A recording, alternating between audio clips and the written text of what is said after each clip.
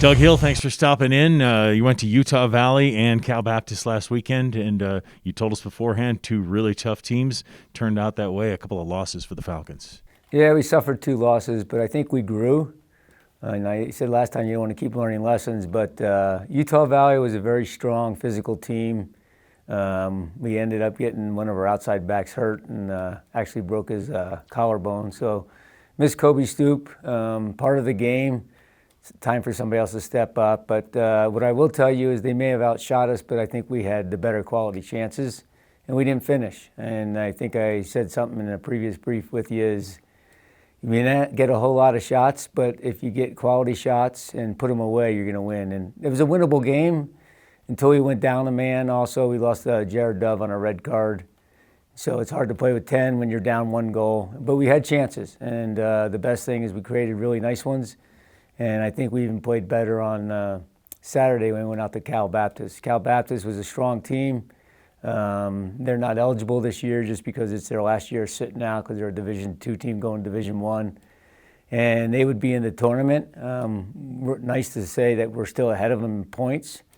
And that one went to overtime, and their one player hit just a cracker in the last, overtime, 3 minutes left, and went up in the upper 90. Nothing you could do about it, but we had good quality chances to win in that game. Their keeper came up big, and that was unfortunate to lose to, but I think will make us more ready for this game coming up. Yeah, this game coming up is Grand Canyon, the team who's at the top of the standings. And how do you approach it now? I think as we've been watching through the season, it was you and Grand Canyon, and now you've stepped back a little bit.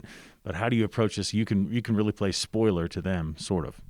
Yeah, I mean, they won the conference, so they have enough points to win it. If we would have won Cal Baptist, we would have a chance if we beat them here because it would be head-to-head and we'd be even in points. But that water's over the dam. That's gone.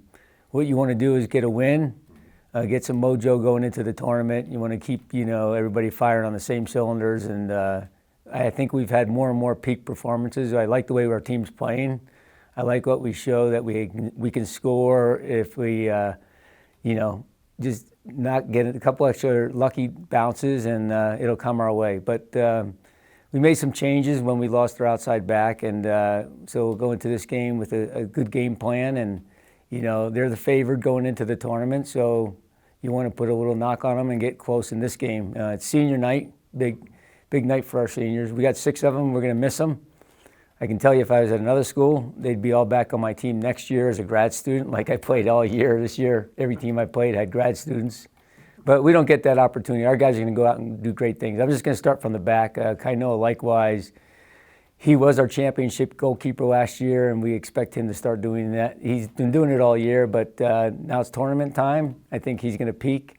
And right in front of him, Jared Dove, captain. Holds down the back, great communicator, keeps the back tack in line, good quality balls that he plays. And then right in front of him, our workhorse, another captain, Giuliano Daniels, playmaker, puts in 90 minutes of hard running every game, and we'll miss him.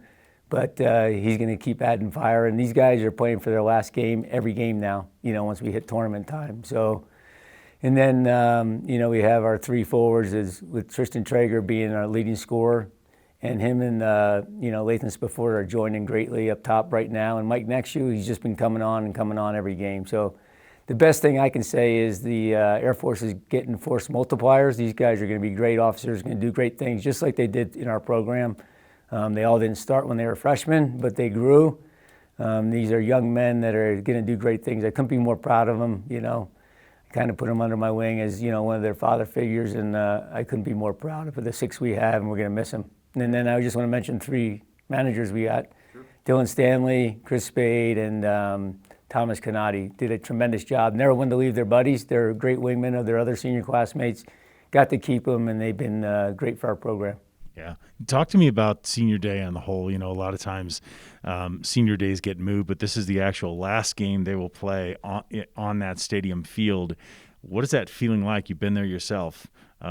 Is there extra motivation? Is it bittersweet? How does it feel? Yeah, I mean, they're winners. You don't want to leave on a loss. You want to leave on a win. So there's a little extra step you got to achieve. We have achieved the first 5 steps. We won our first 5 conference games at home. one of the objectives is at the beginning of the season is to win all 6 games at home. That's still an objective. I think if they give it their all and they have peak performances, I think we can get a result. And if we're not, we're still going to the tournament, so the season's not over. You know, there's 6 teams not continuing to play. We're one of the 6 that's going to the tournament, and we have already locked our spot, mainly because we won our first 5 home games here. For sure. Doug Hill, thanks for the time. Good luck this weekend. Okay, thanks, Brian.